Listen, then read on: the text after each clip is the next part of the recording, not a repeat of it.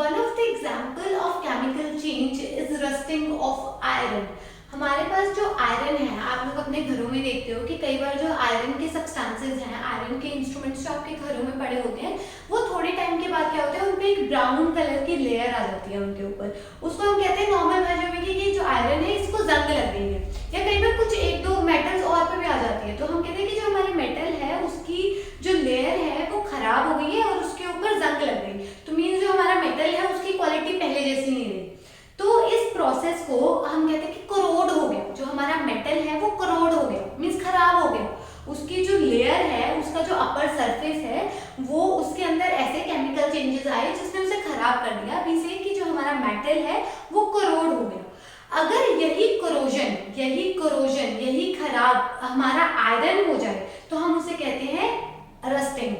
Corrosion in case of iron has a special term called as rusting, जिसमें हम कहते हैं कि रस्टिंग ऑफ आयरन हो गई है। Corrosion of iron is equal to rusting of iron। इसमें क्या हो रहा है, जो हमारा आयरन है, जो हमारे आयरन का मेटल है, आयरन सब्सटेंस है, वो जो हमारे एटमॉस्फेयर में ऑक्सीजन और मॉइस्चर मींस वाटर के जो मॉलिक्यूल्स प्रेजेंट है, उनके साथ जब ये तीन चीजें मिल जाती हैं, हमारा आयरन का मेटल और जो हमारे ऑक्सीजन है और मॉइस्चर है जो एयर में प्रेजेंट है हमारे एटमॉस्फेयर में, जब ये तीनों का कांटेक्ट हो जाता है आपस में, जब तीनों आपस में मिल जाते हैं, तो इनके अंदर कुछ ऐसे केमिकल चेंजेस, ये तीनों मिलके ऐसे केमिकल चेंजेस लाते हैं आयरन के अंदर, जिससे हमारे पास एक नया सब्सटेंस बन जाता है। वो ब्राउन कलर की लेयर बन जाती है आयरन के ऊपर, जिसे हम कहते हैं कि इसके ऊपर रस्ट लग गई, रस्टिंग या iron, the rusting of iron.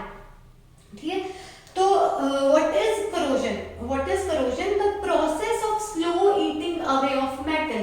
इस प्रोसेस में जो हमारा मेटल है वो धीरे धीरे थोड़े टाइम के बाद खराब होता जा रहा है। It is like a slow eating away of metal, कि जो हमारा जो मेटल है वो धीरे धीरे खराब हो रहा है due to attack of atmospheric gases. Generally इसमें कौन सी गैस इन्वॉल्व होती है? ऑक्सीजन। तो इससे हमारे मेटल पे कौन अटैक कर रहा है? एटमॉस्फेयर की गैसेस और moisture on its surface. So what is corrosion? The process of slow eating away of metal due to attack of atmospheric gases and moisture on its surface is called corrosion. Corrosion in case of iron is called rusting। हमारे iron के case में corrosion को हम क्या कहते हैं? rusting। इसमें क्या होता है, जो हमारा आयरन होता है वो ऑक्सीजन और एक मॉइस्चर जो हमारे एटमॉस्फेयर में है, इन तीन ये कांटेक्ट में आते हैं, जो फिर इसके अंदर आयरन के ऊपर एक नई लेयर लगा देते हैं, that is called as rust. Iron को हम रिप्रेजेंट करते हैं Fe से। When it comes in contact with oxygen and water is moisture, they form a new substance, that is iron oxide, rust। ये एक नया सब्सटेंस बना देते हैं जिसका केमिकल फॉर्मूला ये है। So iron reacts with oxygen and moisture present in atmosphere to form a brown substance called rust। जो ये रस्ट है, ये एक नया ब्राउन सब्सटेंस हमारे आयरन मेटल के ऊपर बन जाता है due to a chemical reaction between iron, oxygen and water. जो ये रस्टिंग है, ये रस्ट है जो एक अनडिजायरेबल प्रोडक्ट है, ये हमें चाहिए नहीं, क्योंकि इससे हमारे जो मेटल की स्ट्रेंथ है, मेटल की क्वालिटी है, वो धीरे धीरे खराब हो रही है। वो मेटल की क्वालिटी धीरे धीरे खराब हो रही है, इसलिए rust is an undesirable product.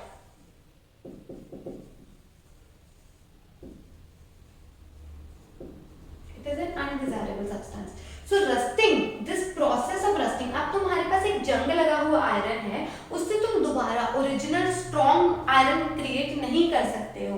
That's why it is an irreversible change. So rusting is a chemical change. ये केमिकली चेंज आ रहा है जिससे जो आयरन की है उसकी प्रॉपर्टीज बदल गई है। पहले आयरन कुछ और था और उसके ऊपर जब रस्ट लग गया, उसके ऊपर जब जंग लगी, तो उसकी प्रॉपर्टीज में चेंज आ गया। That can not be reversed. तुम उसे वापस पुरानी पोजीशन पे लेके नहीं आ सकते हो। That's why rusting is a chemical change. Okay, अब क्या करें? अब ये तो बहुत एक फिर कॉमन हो जाएगा कि अगर हमारे जो आयरन के जो शिप्स हैं, ब्रिजेस हैं, हम घरों में लोहे के गेट लगवाते हैं, तो it's a very common thing कि हमारा तो फिर आयरन खराब ही होता रहेगा। So there are different ways, अलग अलग तरीके हैं जिनसे हम अपने आयरन को प्रोटेक्ट कर सकते हैं इस रस्टिंग से।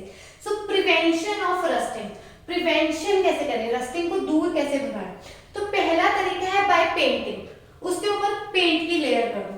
अगर तुम पेंट की लेयर कर दोगे उसके ऊपर, तो आयरन के ऊपर एक और, जैसे suppose it's an iron substance, इसके ऊपर तुमने पेंट की लेयर कर दी। पेंट की लेयर ने क्या किया, इसका एटमॉस्फेरिक ऑक्सीजन और मॉइस्चर से कांटेक्ट को तोड़ दिया।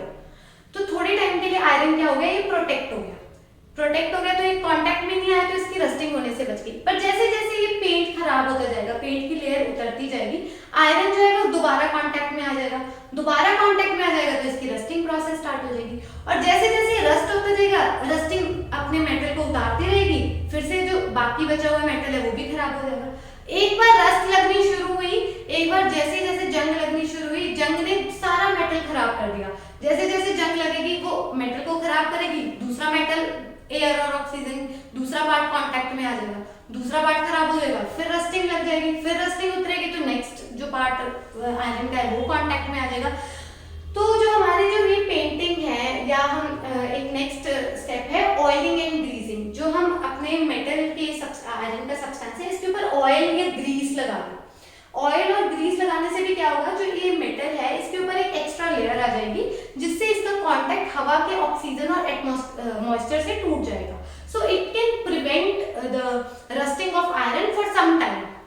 As long as there will be a layer, the iron will be protected. पर जैसे जैसे धीरे धीरे वो लेयर उतरेगी, जो हमारा आयरन है ये कांटेक्ट में आ जाएगा वापस से, तो दोबारा रस्टिंग प्रोसेस स्टार्ट हो जाएगी। सो बाय पेंटिंग, जो ये पेंट है it forms a layer over the iron object, जिससे ये लेयर बना देगा और इसका कांटेक्ट टूट जाएगा, तो हमारा आयरन जो है प्रोटेक्ट हो जाएगा। जनरली जो हमारे ब्रिजेस हैं, शिप्स हैं, गेट्स हैं, हम इनकी रेगुलर पेंटिंग करवाते रहते हैं। हम अपने आयरन गेट्स की रेगुलर पेंटिंग कराते रहते हैं ताकि हम इसे रस्टिंग से प्रोटेक्ट कर सकें। Next is oiling and greasing. Oiling and greasing same as painting, they will form a layer that will prevent the contact of oxygen and water with iron.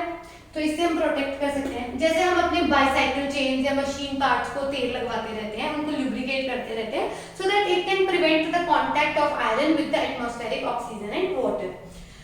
ये तो थोड़ी ना कुछ टेम्परेरी चीजें हैं जो थोड़े टाइम के लिए हैं, ये आपको रेगुलर पेंट या रेगुलर ऑयलिंग और ग्रीसिंग कराते रहने पड़ेगी। But for a slight long term, थोड़े लंबे पीरियड के लिए आप क्या कर सकते हो, आयरन के ऊपर एक प्लेट लगा सकते हो किसी और मेटल की। सपोज एक आयरन है, वो इतना रिएक्टिव है कि उसने हवा, जैसे उसे एयर में ऑक्सीजन और मॉइस्चर मिला, उसने उसके साथ रिएक्ट किया, केमिकल चेंजेस है और रस्टिंग कर दी। बट अगर हम इसी आयरन के ऊपर एक ऐसे मेटल की लेयर लगा दें, एक ऐसा सब्सटेंस की लेयर लगा दें जो इससे ज्यादा रिएक्टिव हो, जो इससे ज्यादा रिएक्ट करे, कि जैसे ही एयर और ऑक्सीजन और मॉइस्चर जैसे ही उसके कांटेक्ट में आए, तो इंस्टेड ऑफ आयरन वो वाला मेटल उसके साथ रिएक्ट कर जाए, जो हमारा आयरन इससे काफी लंबे समय तक प्रोटेक्ट रह सकता है। ऐसा एक हमारे पास मेटल होता है जिंक। जो जिंक है ये आयरन से ज्यादा रिएक्टिव होता है, तो हम क्या करते हैं, अपने आयरन के ऊपर एक जिंक की लेयर लगा देते हैं। जैसे ही फिर इसका कांटेक्ट हवा की ऑक्सीजन और मॉइस्चर से होता है, तो instead of iron zinc react कर लेता है, तो इससे जो है हमारा आयरन रस्टिंग से प्रोटेक्ट रह सकता है। सो इस प्रोसेस को हम कहते हैं गैल्वेनाइजेशन। गैल्वेनाइजेशन वो प्रोसेस है जिसमें हम अपने आयरन के ऊपर एक और metal, that is zinc metal की लेयर लगा देते हैं, जिससे जो है इसका कांटेक्ट, आयरन का कांटेक्ट जो है ऑक्सीजन और मॉइस्चर से टूट जाता है, एंड इंस्टेड ऑफ आयरन जो हमारा जिंक है वो रिएक्ट करना शुरू कर देता है, तो जिससे हमारा आयरन है प्रोटेक्ट रह सकता है। सो प्लेटिंग और galvanization, it is the coating of iron with a thin layer of zinc. We are using zinc. इसमें हम क्या करते हैं, जिंक का जो मेटल होता है उसे डिप कर देते हैं और उसे मोल्टन कर देते हैं, उसे पिघला देते हैं, उसे लिक्विड फॉर्म में ले आते हैं और उसमें जो हमारा आयरन है उसे डिप कर देते हैं। जब उसके ऊपर उसे हम डिप कर देते हैं तो उसके ऊपर एक पूरी कोटिंग हो जाती है जिंक की। So dipping the object in molten zinc, इसमें हम अपने ऑब्जेक्ट को, अपने आयरन ऑब्जेक्ट को मोल्टन जिंक में डिप कर देते हैं, तो जिससे क्या हो जाता है, coating of zinc prevents the iron from coming in contact with oxygen और water.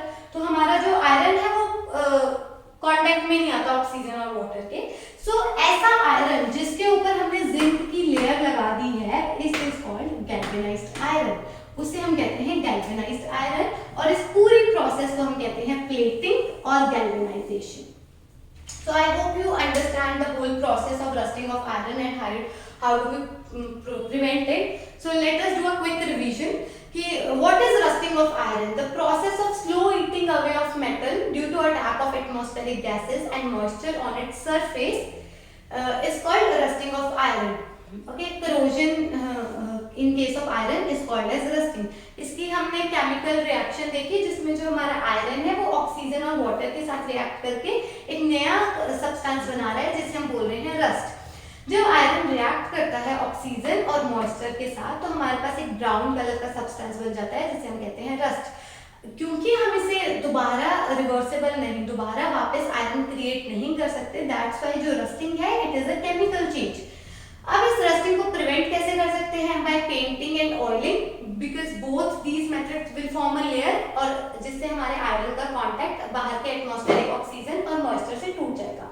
But they are kind of temporary और इन्हें हमें रेगुलर करवाते रहना पड़ता है। तो for a slight long term we can also go for plating और galvanization. In galvanization what we do, जो हमारा आयरन है उसे हम डिप कर देते हैं मोल्टन जिंक में, उसके ऊपर एक और मेटल की लेयर लगा देते हैं that is of zinc metal, so that breaks the contact of iron with oxygen and water. Such iron, that the iron that has a coating of zinc over it, it is called as galvanized iron, and the whole process is known as galvanization.